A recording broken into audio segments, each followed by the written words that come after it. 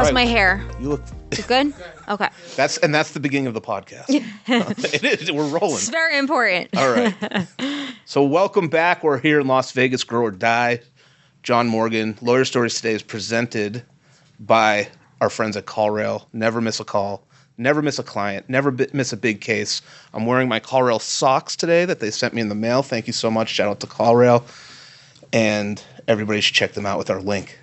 Today, I'm sitting next to, first, I'm Benny Gold with Lawyer Stories, sitting next to Francesca Witzburg, founder, business law and intellectual property attorney out of New York. Woohoo. New York, bringing it back. Love it. I love our New York events.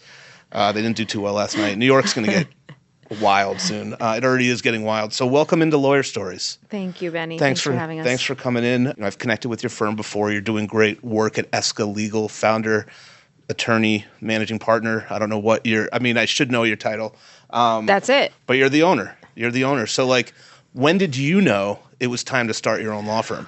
Oh my goodness. I always worked for other people, but grew up in a really entrepreneurial family, but never was told, oh, Francesca, you're a leader in school. You were president of your sorority. You led student government every year of your class.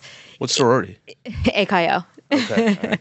And no one, it was never planted in me that, you have these qualities, you'd make a really good entrepreneur. It was study, keep your head down, work really hard, and go work for somebody. Okay. All right. So the time came where I kind of put in my time, really learned deep intellectual property expertise. And then all of a sudden, I hit burnout. That was really the turning point where I was not sure if I wanted to even continue being a lawyer. What were you practicing? What kind of law at that point? Still, same thing. I've always been practicing intellectual property, trademark, copyright law. But I've realized it was the way that I was practicing that was making me unhappy. Okay. So I pivoted, and rather than just start my own thing right from there, I took a job as a partner at a firm where it was eat what you kill. Okay. The good news was it was COVID, so everyone was on their phones, and I really took advantage of the ability to create content and connect with people digitally and build a book of business from that. Okay. So it wasn't until a couple of years into it that I was on a run, and it hit me I don't know if anybody has ever experienced that, where you just it just all of a sudden an idea comes to you. And I had this idea and a vision, my husband and I were going to start our own firm. And I literally called my husband on the run, you'll never believe this, but I just got a vision and an idea that maybe we should start our own firm. And his reaction was Francesca, you just took this job. You just left Big Law. We just had a baby. We got another one coming. We're not doing that yet. Yeah. And I'm all right. But then it just, it's what the universe does. It'll be a little bit of snow and then sleet and then hail and then boulders thrown at you to get you to move. Really? And that just kept happening, where finally one day I sat my husband down, something happened, and he was like, okay, let's leave. Let's start our own firm. So we ended up leaving that traditional world and starting Esca Legal. We started with him, an associate. Okay. Then we hired our old executive assistant from Big Law, ended up hiring her daughter, and then we needed more help, and it kind of just spiraled. Now we're 16 people. Wow. And you built the book of business over COVID, while you were working and that sort of stuff. How did you sort of not that you were doing something you weren't supposed to be doing, but look, I know you make connections through social media. It happens day to day. You see whenever anybody follows my Lawyer Stories account, I'll say welcome, because that's just it's a community. I want somebody to, I want to acknowledge them if they look like they're a legit person, you know what I mean? But you build that up over time, right? Is that kind of what happened? It's relationships, it's people. Even during COVID, what I've realized was that we were all so desperate for human connection. Yep. Oh my goodness. Let me tell you, the mailman would come by and I'd be like, hey, how's it going? Even though we have the boxes down by the, anyway. Yeah. Go ahead.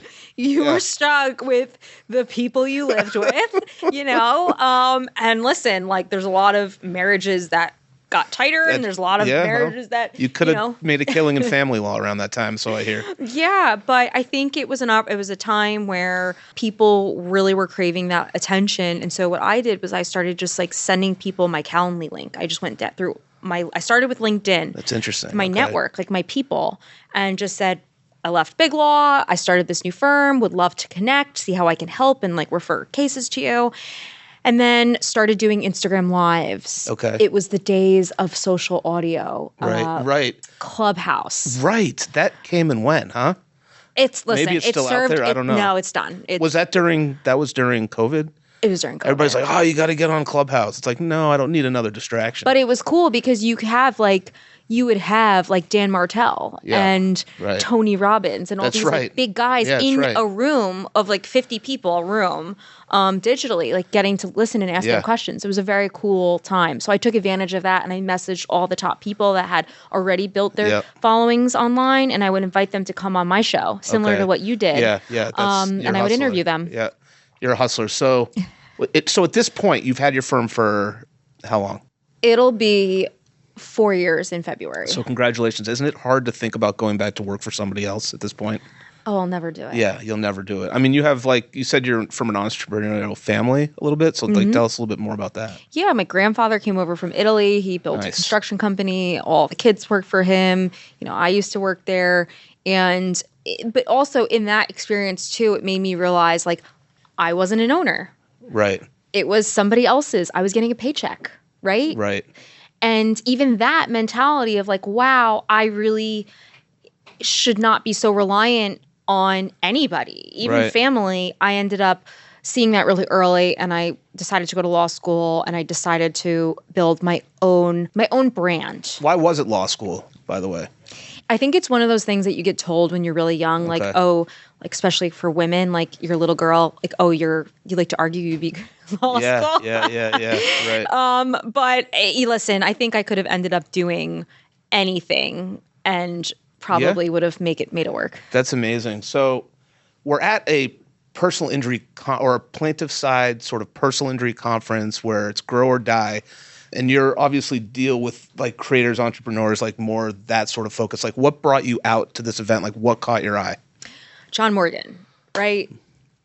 His hour-and-a-half talk, just I've exhausted the notebook just taking notes. Yeah, like for him to see somebody who built this from nothing, and he said we were poor, hopeless, helpless, and it built him a passionate vengeance to stand up and support people who have been wronged.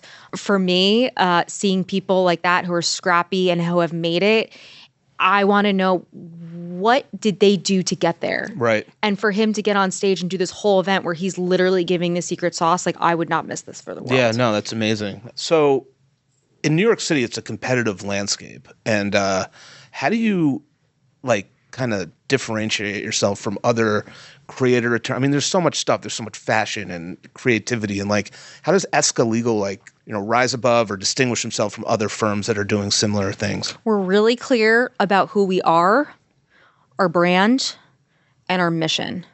And when that clarity comes through, we attract people and we also probably repel people. Okay. Because to be authentic means you take a stance and you show up that way so that you can stand out. And it's okay if you're not everybody's go-to lawyer. If once you kind of cater to the masses and try to morph your personality, you kind of lose out on what makes you you. And it's something that I think a lot of lawyers, were taught, show up in a black suit. I remember career services when I did a mock interview, the woman stopped me. Are you wearing glitter? Because she couldn't believe that I was wearing eyeshadow that happened to have shimmer. In career services? Yes. But like if I had listened to that, I probably would have never, I have my makeup done and my hair done right now. But what if I shrunk? What if I wanted to just blend in? So my advice to other people who want to stand out is be yourself, be your authentic self. And if you don't know what that is, take some time, work with a business coach, do some journaling, and figure out who you really are and who you want to show up as. I love that. I think that's such good advice. Like once you figure out who you are, what you stand for, like it kind of makes everything else easier. And sometimes, let me tell you, that doesn't happen till you're in your 40s. It could happen in your Totally. 50s. And so I love that advice. You already told, I've been ending these conversations asking, like, since we're in Vegas at Grow or Die, like, what's the big bet you took on yourself? But I think you actually described it already with your husband and like launching your firm. So tell us where in like, 3 to 5 years, where do you want Esca to go? We are a fast growing firm. So we just hired 3 new partners in the last quarter of this year. So I think in the next 35 years, I'm here to figure that out. Okay. That's why I'm literally here, because we got the firm to where we have a real office downtown. We have a team of 16. So the question that we really need to sit with is, what do we want to be? We have set a goal to become the next gen top tier New York centric law firm. Love it. That already has kind of happened with some of the rankings, cool. Yeah. right? Like we got Chambers Spotlight. We're still not there. We're not on the AM 100 list or anything like that. But I would say just continuing to push forward, grow our attorney base, but in a really intentional way. We want to continue to attract the top talent and stay these top attorneys in New York and showing up for That's clients. awesome. And well, I will say you made it to the Lawyer Stories podcast, so you're headed in the right direction. Thanks for having me. Francesca, so good to meet you and connect here in Vegas. It's been awesome. Best of luck with Esca. I know we'll connect. We do a New York event. Hope to see you there. Escapades. Well, we do Lawyer Stories Connect, New York City. And then Escapades is your event in April, right? Yes. Okay. So we need to collab. We'll look out for that one too. Not a bad idea. Thanks for being here. Thanks for having me. You got it.